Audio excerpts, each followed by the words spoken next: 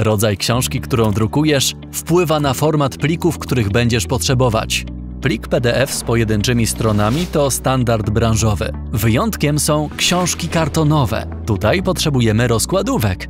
2 sąsiadujących ze sobą stron obserwowanych jednocześnie. Taki układ umożliwia efektowne kompozycje graficzne i płynną kontynuację ilustracji. Obrazy mogą przechodzić przez środek książki, tworząc spójną i atrakcyjną całość. Daje to nowe możliwości artystom, którzy w klasycznych książkach unikają projektowania grafik na całe strony.